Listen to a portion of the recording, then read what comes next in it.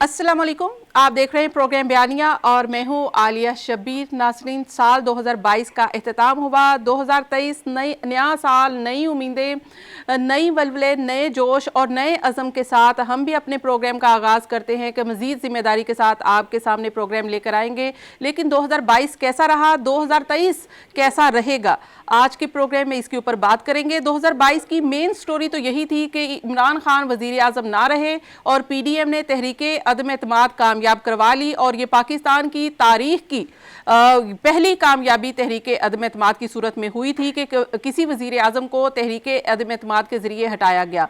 लेकिन दूसरी, इमरान खान को जो एक नाकामी का सामना करना पड़ा, तो दूसरी लिहाज से कामयाबी इस सूरत में मिली कि उनको उनका जो पॉपुलैरिटी ग्राफ है वो बहुत हाई हो गया और आज उनकी पॉपुलैरिटी इस वक्त सबसे ज़्यादा मकबूल तरीन लीडर हैं। 2023 साल इलेक्शन का है, लेकिन पाकिस्तानी सियासत में अभी तक अदम इस्तेहकाम है। मुआशी जो इशारे हैं वो भी कोई मुस्बत नहीं है, लेकिन इन सब के बावजूद भी हमें उम्मीद के साथ आगे बढ़ना है कि हम नए साल का वेलकम मुस्बत अंदाज में उम्मीद के साथ करें ताकि हम आगे चलकर अपनी अचीवमेंट कर सकें। इसी के साथ प्रोग्राम का आगाज़ करती हूँ। हमें ज्वाइन किया है मुजम्मिल सोहरवर्दी साहब ने, एंकर पर्सन है, सीनियर जर्नलिस्ट हैं। मुजम्मिल साहब, आपको प्रोग्राम में खुश आमदीद कहूँगी। नसीम सिद्दीकी साहब ने हमें ज्वाइन किया है, सीनियर सहाफ़ी हैं और हमारा साथ देंगे प्रोग्राम में मज़हर बरला साहब। नसीम सिद्दीकी साहब, मज़हर बरला साहब, आपको प्रोग्राम में खुश आमदीद। प्रोग्राम का आगाज़ चाहूँगी कि सबसे पहले मज़हर बरला साहब आपसे करूँ और 2022 का अगर हम जायज़ा ले लें तो आप क्या समझते हैं, क्या अच्छा रहा और क्या आप समझते हैं कि 2022 जो है सियासी लिहाज से अच्छा नहीं था? देखिए, 2022 जो है वो सिर्फ सियासी लिहाज से नहीं, पाकिस्तान के मुआशरती और मुआशी हालात के एतबार से भी बहुत बुरा साल रहा। सियासी हालात इसलिए मैं कहूँगा कि अच्छे नहीं रहे कि पाकिस्तान इस पूरे साल में सियासी अदम इस्तेहकाम का शिकार रहा। हाँ, उसमें मैं इन चक्रों में नहीं पड़ता कि रजीम चेंज ऑपरेशन हुआ या अदम एतमाद हुई या कौन कौन इकट्ठा हुआ, किसने किया, ये बहस नहीं है। गुजारिश ये है कि इस पूरे साल में सियासी अदम इस्तेहकाम रहा और हनूज वो आज के दिन तक कायम है। इसी तरह ये जो हमारा सैलाब आए बहुत से, तो इन्होंने हमारा माशरती ढांचा जो है उसको बहुत हद तक बर्बाद किया और उसकी बर्बादी में आप देखिए कि हमारे 2 सूबे जो है वहां सैलाब आया और सैलाब के लिए वो लोग बेचारे बेघर हो गए। उससे फिर तीसरी बात जो है वो आप देखिए कि जो हमारा मईशत है, हमारी मुआशी कश्ती जो है वो भी हचकोले खाती रही इसी सैलाब में। और आज हालत ये है कि हमारे पास सरफराज देने के लिए पैसे नहीं है। हमारे यहाँ फैक्ट्रियां बंद हो रही हैं। हमारे यहाँ गरीब का जीना जो है वो मुश्किल हो चुका है।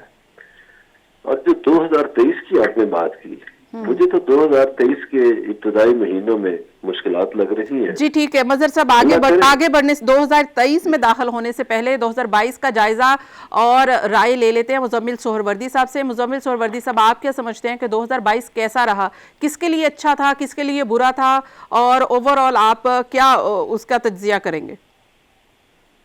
देखिए, पाकिस्तान में सियासी अदम इस्तेहकाम तो 2014 के धरनों से शुरू हुआ है। जब से इमरान खान का प्रोजेक्ट लॉन्च हुआ उसके बाद से धरना सियासत और लॉन्ग मार्च सियासत उन्होंने जो शुरू की, उसके बाद से कि हमने पाकिस्तान ऑपोजिशन से बात नहीं करनी, एक वज़ीर आज़म रूठ के दूसरे कमरे में बैठे रहता था कि सिक्योरिटी ब्रीफिंग्स पे, अहम ब्रीफिंग्स में। तो अदम इस्तेहकाम तो तब से शुरू हुआ जब अदम बर्दाश्त शुरू हुई, जब एक दूसरे को आपने कबूल करने से इनकार किया, जब आपका ख्याल था कि सुनी हो जाएंगी गलियां, विच मिर्ज़ा यार फिरेगा, मैं अकेला ही रहूँगा, बाकी सबको मैंने डिस्क्वालीफाई और सब कुछ कर देना है। तो वो कहते हैं ना कि मारने वाले से बचाने वाले की ज़ात बड़ी है। तो मेरे ख्याल में 2022 ने हमें ये बताया कि मारने वाले से बचाने वाले की ज़ात बड़ी है। जिन्होंने ये डिज़ाइन बनाया हुआ था कि वो इस मुल्क की सियासत पे अगले 10 साल अकेले बैठेंगे, सबको डिस्क्वालीफाई कर देंगे, सज़ाएं दे देंगे, घरों में भेज देंगे और उनका नामो निशान मिटा देंगे, और उनको लग रहा था कि वो सियासत में तन्हे तन्हा ही आगे चलेंगे। तो 2022 ने ये सबक दिया कि man spouses and God disposes. और वो जो इक़्तिदार को अपने समझ रहे थे कि वो 10 साल के लिए आए हैं, वो एक आईनी रास्ते से पाकिस्तान के इक़्तिदार से चले गए। और ये बहुत बड़ा सबक है जमहूरियत में कि आप जब अपने मुखालफीन को इस तरह मारने की कोशिश करेंगे तो आप खुद मर जाएंगे। और जो सफ़र इमरान खान साहब का शुरू हुआ है 2022 में, वो 21 में ही शुरू हो गया था। उनके जवाल का सबब जो शुरू हुआ था 21 में अक्टूबर नवंबर से, और वो अब तक शुरू है। और मैं समझता हूँ कि 2022 ने ये सिखाया है कि महाजराई की सियासत जो है वो नाकाम सियासत है, गालम गलूच की सियासत नाकाम सियासत है, अदम बर्दाश्त की सियासत नाकाम सियासत है।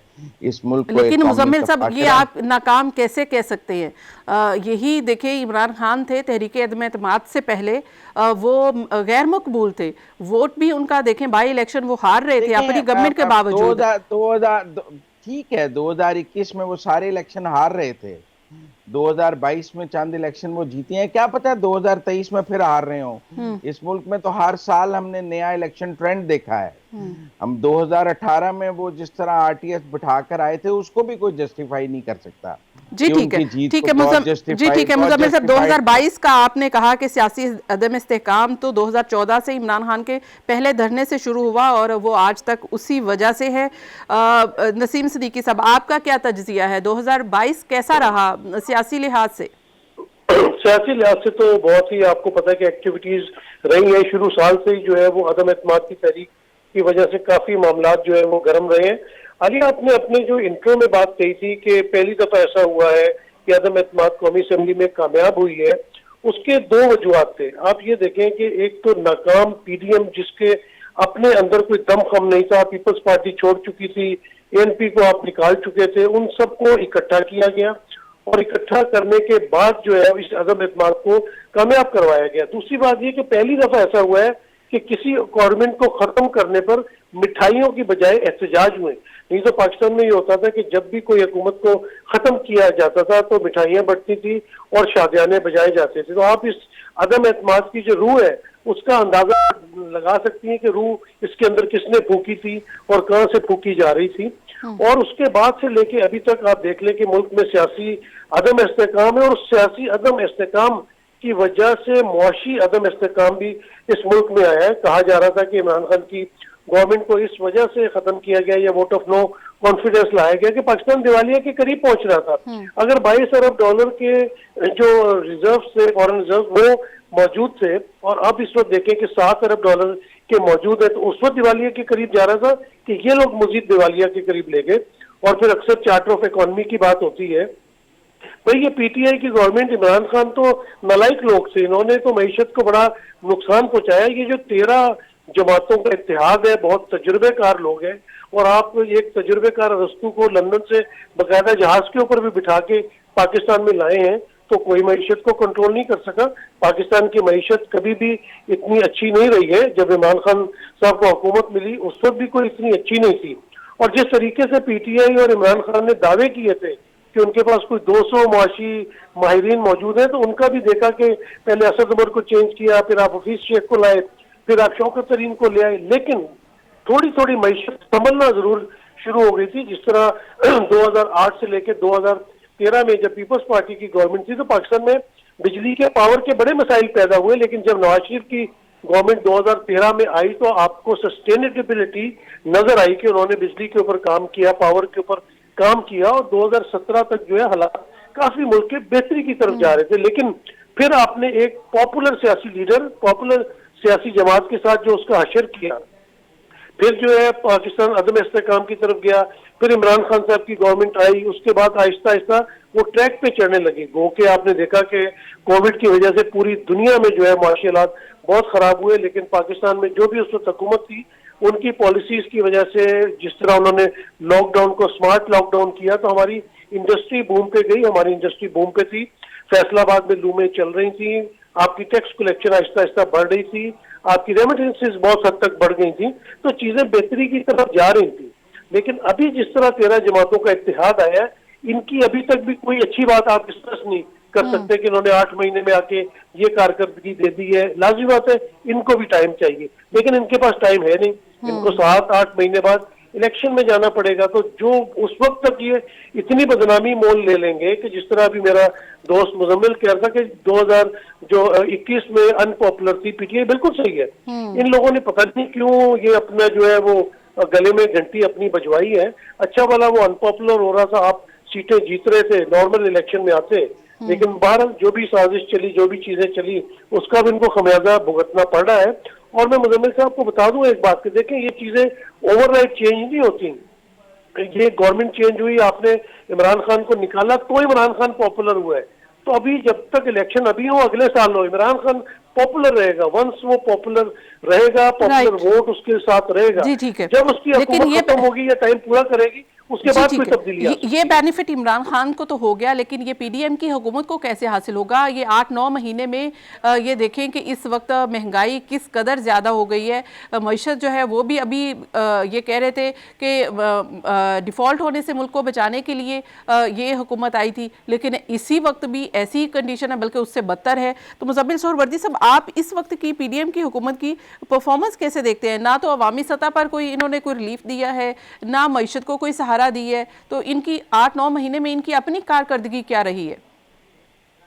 देखिए, ये नैरेटिव बिल्डिंग है। पाकिस्तान की तारीख में 2022 में पहली दफा हुआ कि एक हुक्मरान की जब हुकूमत जा रही थी तो वो आलमी मुआहदे तोड़ के चला गया कि मैं तो जा रहा हूं, मैं पाकिस्तान को भी तबाह करके जाऊंगा। देखें, वो आईएमएफ की डील को तोड़ के गए जो आज तक राह रास्त पर वापस नहीं आ सकी। आप इंटरनेशनल मुआहदे इस तरह नहीं तोड़ सकते जिस तरह इमरान खान साहब ने अपनी चीप पॉपुलैरिटी के लिए बिजली और खुद ही मुआहदा साइन किया आईएमएफ के साथ कि मैं ये कीमतें या लेवीज यहाँ रखूंगा। फिर जब अपनी वोट ऑफ नो कॉन्फिडेंस आई, फिर उसी को तोड़ा। हमने नहीं देखा माजी में किसी हुक्मरान ने इतनी सेल्फिश सियासत की हो और पाकिस्तान को एट स्टेक लगाया हो अपनी पॉपुलैरिटी के लिए या अपनी चीप पॉलिटिक्स के लिए। तो इसलिए मेरे ख्याल में 2022 में हमने देखा कि एक आदमी जाती दफा पाकिस्तान को अपनी तरफ से कुएं में फेंक कर जाने की कोशिश करके गया, जिसमें से निकलने की कोशिश की जा रही है। और ये देखने की बात है कि आप, मेरा मतलब है कि अपने इक़्तिदार के लिए क्या मुल्क की सालमियत और आलमी मुआहिदों के साथ खेल सकते हैं? क्या आप इतने लाडले हो सकते हैं कि आप जाती दफा जिन मुआहिदों पर आपने दस्तखत किए हो आप उनको तोड़कर और पांव के नीचे रोंद कर चले जाएं कि मैं तो जाऊंगा, सब आग लगा के चला जाऊंगा? अच्छा मुज़म्मिल साहब, एक इजाजत दीजिए। ऐसा तो उन वज़राए आज़म ने भी नहीं किया जिन्हें गैर आईनी तरीके से हटाया गया, जिन्हें कभी जुडिशल एक्टिविज्म और कभी मार्शल लॉ के जरिए हटाया गया। उन्होंने भी कभी मुल्क के साथ ऐसा करने की कोशिश नहीं की जैसा इमरान खान करके गए हैं। राइट मुज़म्मिल साहब, अच्छा मुज़म्मिल साहब इजाज़त दीजिएगा एक सवाल करने की। आपने कहा कि इमरान खान जो है जब गए तो वो आईएमएफ के साथ एग्रीमेंट तोड़ के गए। ये हुकूमत आई जैसे तैसे भी, मिफ्ता इस्माइल साहब ने उनको हटाया भी गया, लेकिन इसके बावजूद भी आईएमएफ के साथ उन्होंने बातचीत तय कर ली, सब कुछ कर गए। लेकिन इस वक्त भी तो इस हुकूमत के हाथ बंधे हैं, आईएमएफ की शराइत पूरी करने में अभी तक वो नाकाम है, अभी तक नहीं वो कर पा रहे। ये अपने अपने सियासी फैसले हैं, ये हुकूमत के भी हाथ पांव बन गए इस वक्त, क्योंकि इलेक्शन का साल है। तो ये तो सबकी मजबूरियां होती हैं। देखिए, आईएमएफ के साथ आपका ट्रस्ट डेफिसिट इतना ज्यादा हो गया है कि वो क्या करे। आपके यहाँ एक हुकूमत ने उनसे मुआहदा साइन किया और तोड़ दिया। कभी आलमी सतह पर एक रेकोडेक में ऐसा किया हमने और हमें $6 बिलियन का लॉस होने लगा था और हमने बड़ी मुश्किल एक कीमत देकर वो लॉस बचाया है और उसमें हमें आलमी सतह पर कितनी सुबकी हुई। और दूसरी दफा ये हुआ है कि हमने अपना आलमी मुआहदा आईएमएफ के साथ तोड़ा है। जब आप आलमी मुआहदे तोड़ते हैं उसकी एक कीमत होती है जो आज पाकिस्तान अदा कर रहा है, अब कोई पीडीएम नहीं अदा कर रही। अगर आपका ये ख्याल है कि ये कीमत पीडीएम अदा कर रही है तो ये सतही सोच है, ये निहायत ही सतही सोच है। आपका ख्याल है इमरान खान को बहुत बेनिफिट हो गया है, तो ये बहुत सतही सोच है, लो लेवल की सोच है। नुकसान तो पाकिस्तान का हुआ है, प्रॉब्लम तो पाकिस्तान में एक को पड़ी है कि आपने एक इंटरनेशनल जैसे रेकॉर्ड तोड़ने थे, जो तोड़ के चले गए, जिसने फैसला दिया वो तो पेंशन ले रहा है आज भी। प्रॉब्लम तो पाकिस्तान को था, आज भी प्रॉब्लम पाकिस्तान को है कि एक हुक्मरान जाती दफा हमें एक ऐसी डिच में फेंक के गया है जिससे निकलना तकरीबन नामुमकिन हो रहा है किसी भी हुकूमत के लिए। इसके ऊपर आपने बाकी पार्टी राय लेंगे, लेकिन एक ब्रेक के बाद की पहुंची। वेलकम बैक नाजरीन, प्रोग्राम एक बार फिर से खुशामदीद। और हम बात कर रहे थे, मुजम्मिल साहब कह रहे थे कि अगर ये हुकूमत अगर परफॉर्म नहीं कर पा रही या जितना जो कुछ भी मसाइल हैं वो पिछली हुकूमत के दिए गए हैं और इमरान खान लास्ट मोमेंट पे जो IMF के साथ डील तोड़ के गए हैं उसका खमियाजा हम भुगत रहे हैं। मजहर बरला साहब, आप एग्री करते हैं? देखिए, हमारे दोस्त मुजम्मिल सौरवर्दी साहब जो है ना, मैंने अपनी गुफ्तगू में, जब आपने इब्तदाइये में मुझसे शुरू कराई गुफ्तगू, तो मैंने जानबूझ के कुछ नाम नहीं लिए, क्योंकि मुझे इल्म था कि मुजम्मिल सौरवर्दी साहब की तान इमरान खान से शुरू होगी और वहीं पे टूटेगी और वो सब कुछ भूल जाएंगे अपनी गुफ्तगू में। उन्होंने रेकॉर्डिंग की बात तो बड़े शौक से कर दी, लेकिन ये नहीं बताया कि वो पैसे किस हुकूमत के दौर में बचे। बस बात गोल कर गए ना, क्योंकि इमरान खान का नाम उनको लेना हराम था। तो बात जब करनी चाहिए, आपको भी उन्होंने कहा कि ये सती बात है। मैं तो आपकी किसी बात को नहीं सती कहूंगा, ना मुजम्मिल साहब की बात को सती कहूंगा। मेरे लिए मुजम्मिल साहब भी काबिल एहतराम है, आप भी, सिद्दीकी साहब भी। लेकिन ये है, ये सिद्दीकी साहब ने एक बड़ी अच्छी बात की कि अगर वो अनपॉपुलर हो रहा था, उसके डिसीजन बहुत बुरे थे, तो आपको क्या शौक चुराया कि आप बाबू बन के बैठ के मैं वज़ीर आज़म बनूंगा। और उस वक्त आपने कहा कि हम 6 महीने में मईशत दुरुस्त कर देंगे। फिर आप एक जादूगर ले आए लंदन से और उस जादूगर ने कहा कि मैं 25 सालों से IMF के साथ भुगत रहा हूँ, मैं उनको देख लूंगा, मैं लाहौरी हूँ। ओ उसने इतनी बड़के मारी। आज जब आप देखिए कि इंटरनेशनली पेट्रोल की क्या कीमत है फी बैरल, इस पे मुजम्मिल साहब बात नहीं करेंगे। तो उस वक्त क्या थी जब पाकिस्तान में 150 रुपए लीटर मिल रहा था, आज क्या कीमत है? उस वक्त बिजली की लोड शेडिंग नहीं हो रही थी, बिजली महंगी भी नहीं थी। पता नहीं वो जेब में डाल के ले गया जिसका नाम इमरान खान है। जो गैस की सूरत है, अब इनके चहेते बिजनेसमैन जो है वो अपनी फैक्ट्रियां बंद कर रहे हैं, हम तो नहीं कर रहे ना। और जो पाकिस्तान में हालत है, देखिए LCs नहीं खुल रही।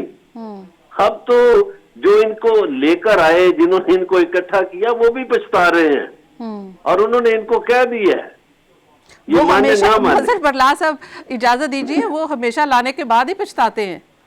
हाँ, जो भी पछता रहे हैं कि ये हमने क्या किया, खिलवाड़ कर दिया। कसम से ये मुल्क इतना खराब हो गया है इस 9 महीने में, इनको समझ ही नहीं है। बड़े बड़े रस्तू बने फिरते हैं और इन्होंने अपने हवारी भी इनके बहुत सी बातें करते हैं। क्या किया इन्होंने? मुल्क का बेड़ा गर्क कर दिया। इनको समझ ही नहीं क्या करना है। ये नलायकों का एक टोला है। और क्या खिदमत की है? क्या जी, चोरी जायज है, अपने केसेस माफ करा लिए, कोई कानून साजी अवाम के लिए की नहीं की। सारी कानून साजी किसके लिए हुई है? अपने केसेस के लिए। पाकिस्तान में चोरी को जायज करार दे दिए कि 50 करोड़ से नीचे कर लो बाबा, जो मर्जी करो। ये काम इन्होंने किया। और ये इलेक्शन में देखें, बल्दियाती इलेक्शन से भी भाग गए इस्लामाबाद से। सियासी सैयद इनकी ये है। और कल जो इनका फैसलाबाद परसों हुआ है जो कन्वेंशन, उसमें खाली कुर्सियों से वो राना बढ़ के मार रहा है। ये हालत है इनकी सियासी तौर पर। और इनकी जो तान है वो इमरान खान से शुरू होकर इमरान खान पे टूटती है। देखिए, वो जो 40 साल जुर्म है उसकी सजा तो इमरान खान के पलड़े में ना डाले, उन गुनाहों को क्यों डालते हैं? पाकिस्तान का एजुकेशन हेल्थ सिस्टम किसने बर्बाद किया? कौन GTS की बसें खा गया? GTS के अड्डे कौन खा पी गया? इस मगरबी पाकिस्तान में जब पाकिस्तान बना तो 14,000 किलोमीटर थी आपका रेलवे ट्रैक, वो 9,000 किलोमीटर रह गया। वो रेल किधर गई? वो पटरियां किसकी भट्टी में गई? ये क्यों नहीं बोलते सच? राइट, वो तो वजीर आजम ने भी कहा है कि हमाम में सब नंगे हैं, 8 माह की हुकूमत 3 साल का मलबा खत्म नहीं कर सकती। नसीम सिद्दीकी साहब, क्या आप समझते हैं 3 साल की 40 साल का कर सकती है? राइट। नसीम सिद्दीकी साहब, आप क्या समझते हैं कि इस वक्त हुकूमत को जो मुश्किलात हैं वो सिर्फ और सिर्फ इमरान खान के बदौलत हैं? क्योंकि इमरान खान जब गए तो IMF की जो शराइ थी उनको तोड़ गए, वो एग्रीमेंट तोड़ गए। अब जो भी IMF का मलबा है वो इस हुकूमत के गले पड़ा है और इसीलिए मुश्किल है। वो आलिया पंजाबी में नहीं कहते, वो ओखली में सर दिया तो मूसलों से क्या डरना।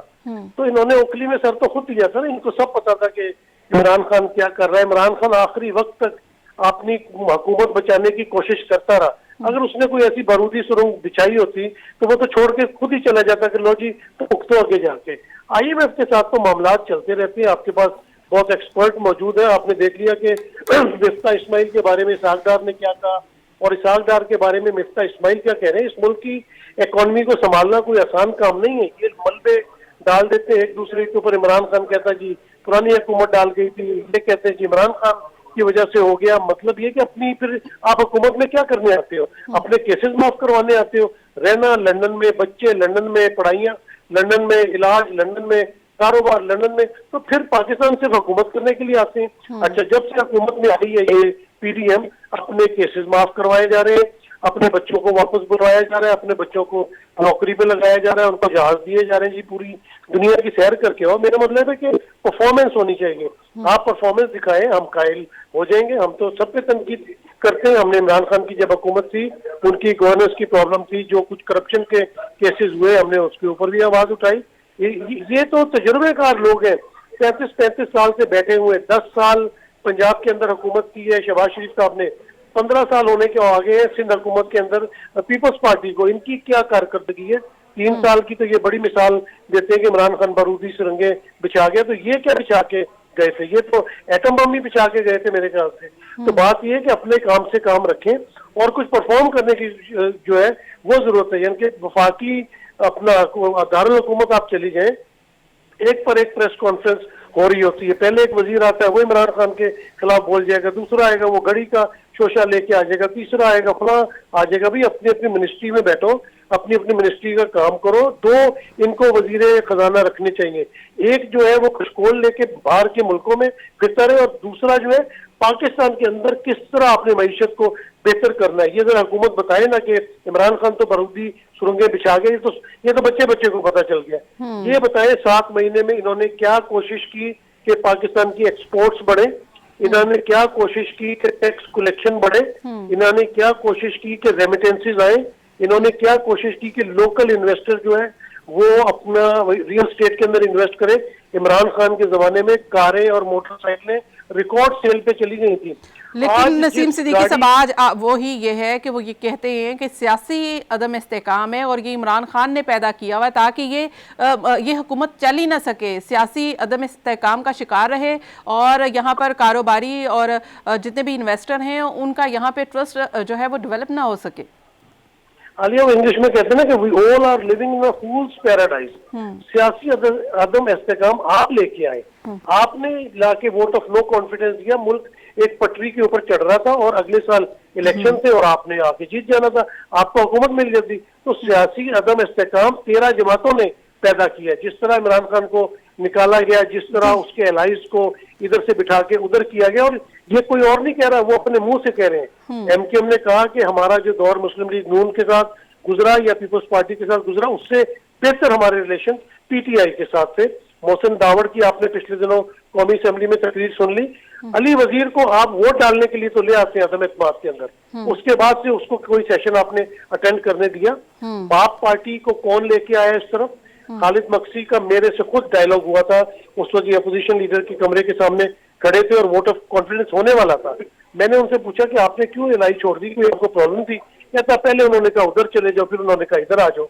तो आपको पता है कि हुकूमतें कहाँ से चलती हैं, सिस्टम पाकिस्तान का कहाँ से चलता है। नसीम सिद्दीकी साहब फिर एक आधा सच तो ना बोले, फिर आधा सच तो नहीं बोला, आधा सच नहीं बोलना चाहिए ना इमरान खान साहब को, और आधा एतराफ तो नहीं करना चाहिए। अब तो वो पूरा सच बोल रहे हैं, अब तो वो पूरा सच बोल रहे हैं। जब से अहम तैनाती हो गई है उसके बाद से तो उन्होंने पूरा सच बोलना शुरू कर दिया। तो मसले ये कि पाकिस्तान के अंदर मामलात आपको भी पता है कहाँ से चलते हैं। जरूरत इस बात की है, इस अमर की जरूरत है पाकिस्तान में कि जो 4 पिलर्स हैं हमारी रियासत के, जिसमें अफवाज पाकिस्तान आती है, अदलिया आती है जो कि 130वें नंबर पे है, उसके बाद कौमी असेंबली आ जाती है जिसमें लोग आके सेशन अटेंड ही नहीं करते, 10 लोग बैठे होते हैं, 12 लोग बैठे होते हैं। जब तक ये जिम्मेदारी अपनी पूरी नहीं करेंगे, मुल्क के हालात बदलने वाले नहीं है। इमरान खान भी आएगा जी, तो क्या जादू की जप्पी जी, डालेगा या कोई जादू के चिराग लेके आएगा? राइट। काम करना पड़ता है और जी, डायरेक्शन आपकी जाहिर है कि ठीक होनी परफॉर्मेंस चाहिए। सही है और शायद यही वजह है कि इस वक्त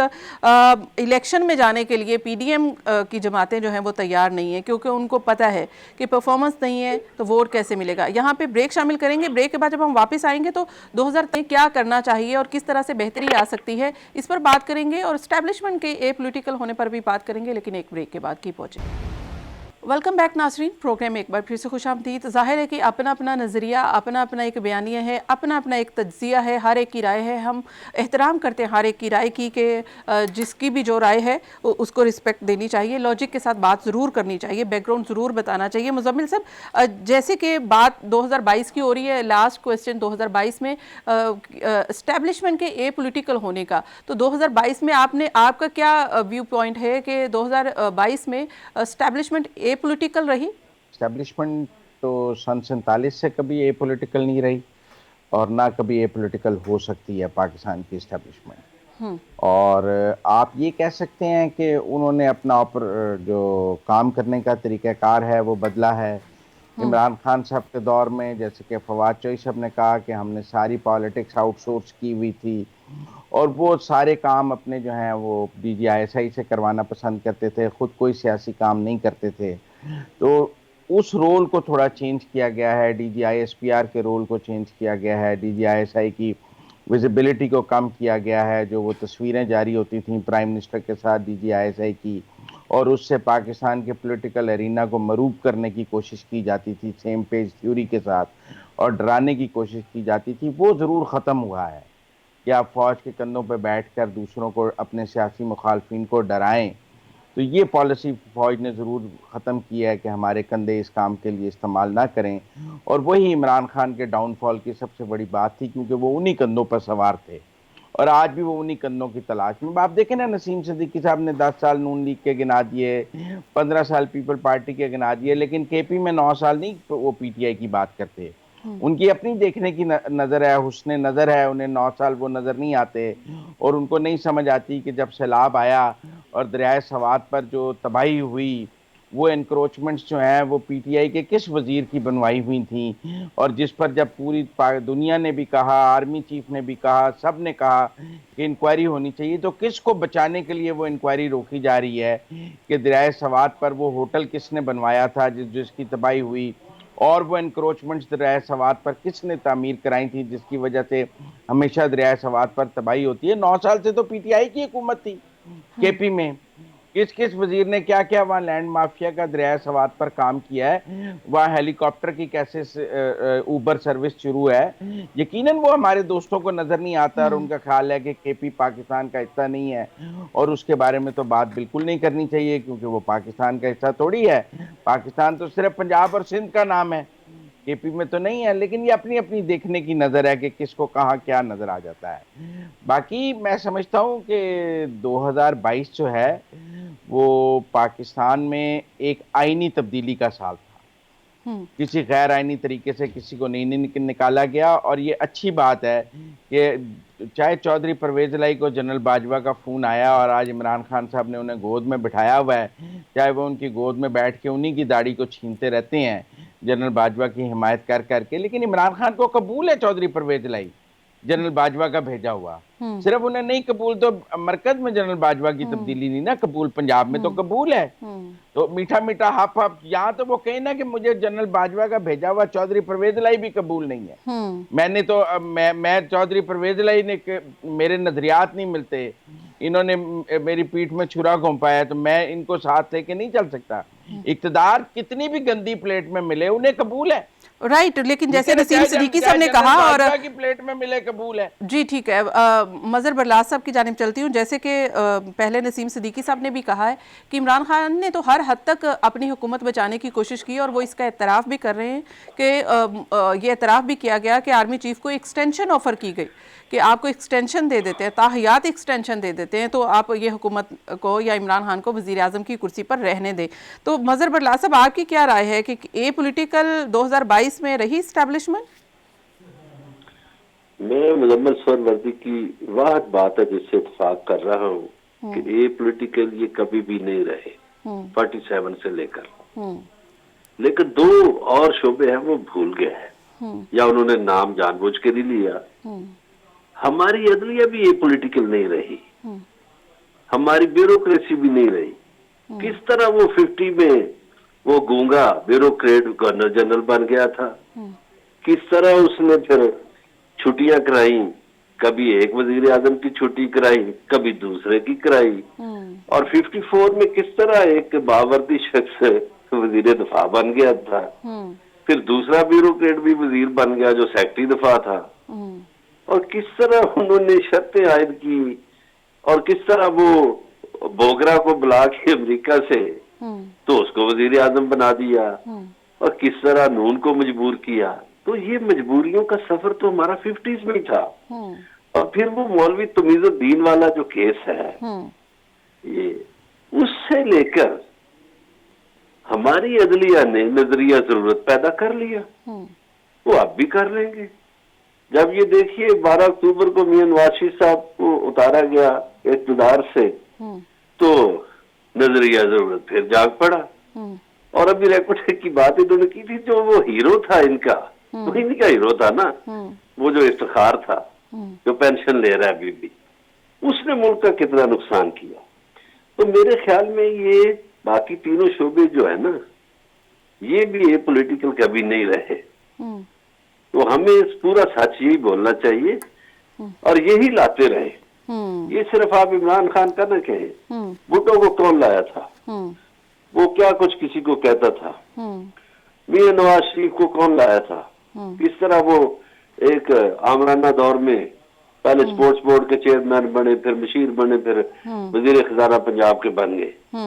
और इन्होंने सैलाब की बात की, तो मुझे तो वो 2-3 दिन पहले वाला जुमला याद आ रहा है कि एक नौजवान कह रहा था जब आसमान से सैलाब गिर रहा था, पता नहीं ये कहाँ से जुबानें सीखते हैं, इन्हें अपने मुल्क की जुबान नहीं आती। ये सिद्दीकी साहब ने दुरुस्त फरमाया कि ये बाहर पढ़ते हैं, इलाज बाहर करवाते हैं, बिजनेस इनके बाहर है। हालत ये है कि इनको अपनी जुबान तक नहीं आती।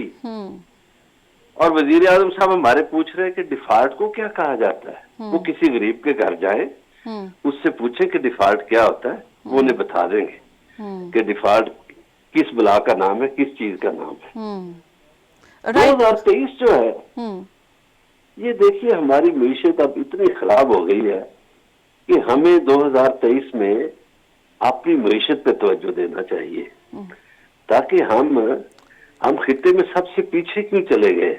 हम तो खित्ते में आगे थे, लेट 80s तक आगे थे, हम पीछे चले गए। हमें इस सवाल का जवाब तलाश करना चाहिए। जी ठीक है, इस सवाल का जवाब मैं शामिल करती हूँ और सब पार्टिसिपेंट से इसकी राय लूँगी।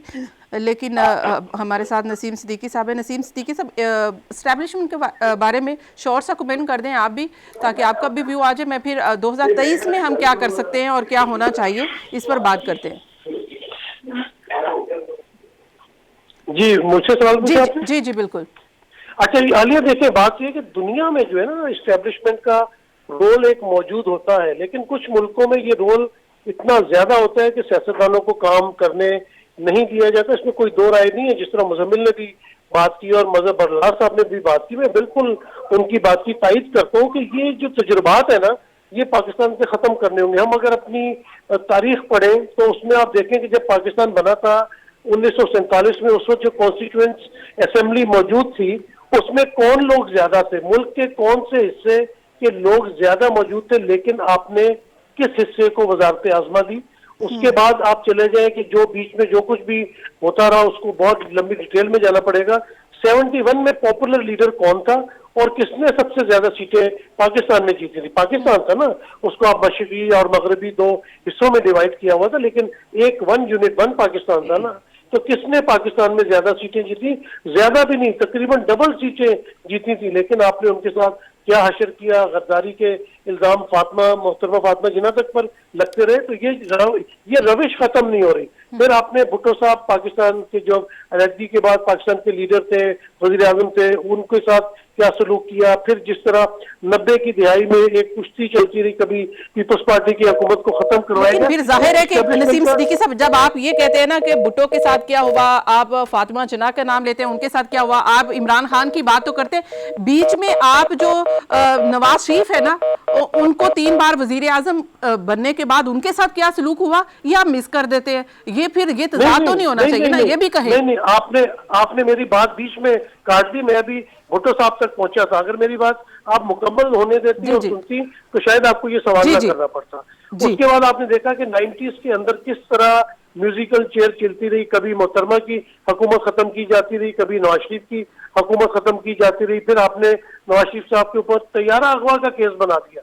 मेरा मतलब है कि जो मुल्क का वजीर आजम है वो कोई तैयारा अगवा कराएगा? किस किस्म के वो, जिनके एक जमाने में बकरी चोरी के इल्जाम लगते थे, अब वो तैयारा अगवा कराने का केस बन गया। फिर उनको एग्जाइल में रहना पड़ा।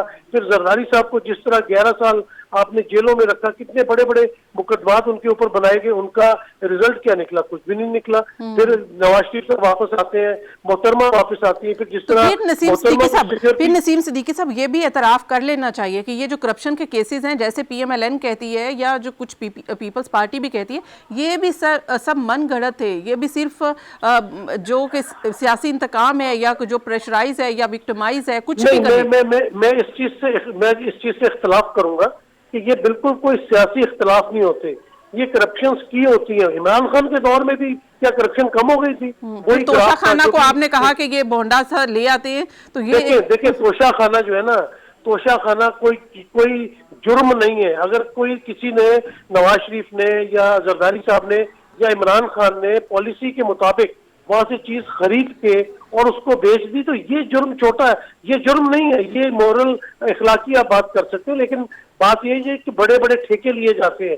मोटरवे आप महंगी बना रहे हैं, मेट्रो बस में या BRT जो पेशावर में बनी उसमें से कमीशन खा रहे हैं। करप्शन तो इस मुल्क के अंदर है कि नहीं है, ये मुझे बताइए।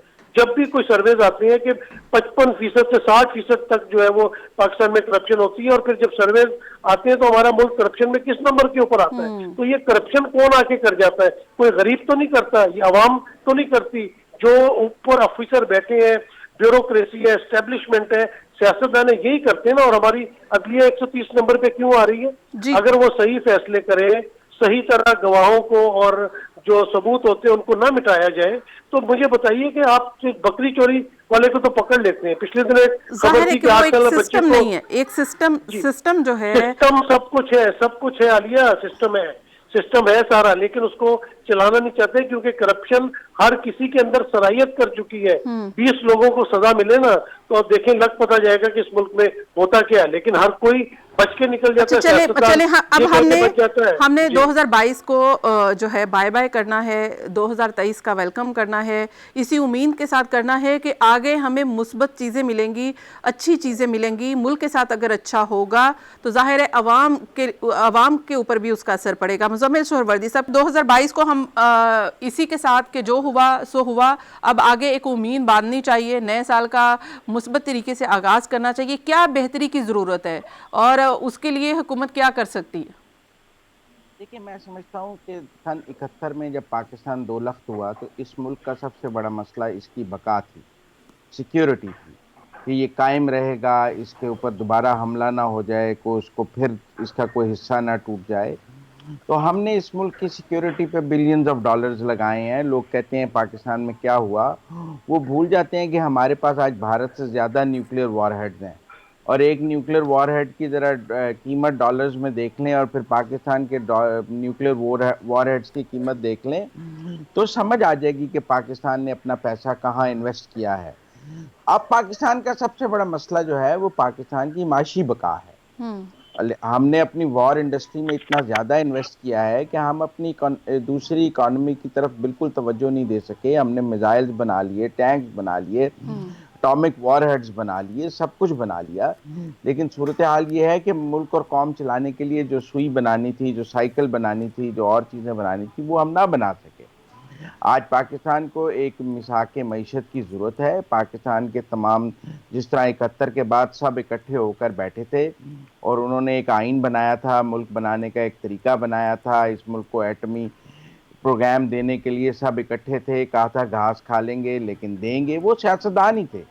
आज मैं समझता हूँ कि इस मुल्क में एक सियासतदान है जो कहता है कि मैं किसी के साथ नहीं बैठूंगा, या मैं इक़्तिदार में हूँगा तो भी नहीं बैठूंगा, मैं ऑपोजिशन में हूँगा तो भी नहीं बैठूंगा। उसको समझने की ज़रूरत है कि उसको सबके साथ मिलकर ये मुल्क चलाना है। आज भी 80% पाकिस्तान पर उसकी हुकूमत है। उसको चाहिए कि वो मिसाक मईशत पर और चीज़ों पर पार्लियामेंट में 2023 में आए, इस मुल्क के माशी मसाइल के हल के लिए बैठे, इलेक्शन अपने मुकर्रर वक्त में होंगे और वो उसके लिए अपनी एक जमहूरी जद्दोजहद करे। ये जो एंग्री यंग मैन की तरह नाराज का होकर पहाड़ की चोटी पर बैठ जाना है, ये पाकिस्तान के मुफाद में नहीं है। उनको चाहिए कि वो इलेक्शन की राह भी हमवार करें और पाकिस्तान के माशी मसाइल को हल करने में भी पॉजिटिवली कंट्रीब्यूट करें, क्योंकि बहुत कल बहुत उनकी शुक्रिया। हुकूमत आ जाएगी फिर उनसे कोई नहीं कंट्रीब्यूट करेगा। जी जी तो आज वक्त है कि वो कदम बढ़ाएं। जी। उन्होंने अपने दौरे इक़्तिदार में भी नहीं बढ़ाया और आज दौरे ऑपोजिशन में भी नहीं बढ़ा रहे। उनकी वजह से मुल्क की कौमी यकजहती को नुकसान हो रहा है। बहुत बहुत और ये शुक्रिया मुज़म्मिल सोहरवर्दी साहब, बहुत बहुत शुक्रिया। नसीम सिद्दीकी साहब, आपका भी बहुत शुक्रिया। मज़हर बरलास साहब थे हमारे साथ प्रोग्राम में, बहुत बहुत शुक्रिया आप सब मेहमानों का। नाज़रीन, प्रोग्राम का एहतिताम इसी दुआ के साथ कि 2023 मुल्क और कौम के लिए अच्छा साबित हो। इसी के साथ मुझे दीजिए इजाज़त। अल्लाह हाफिज़।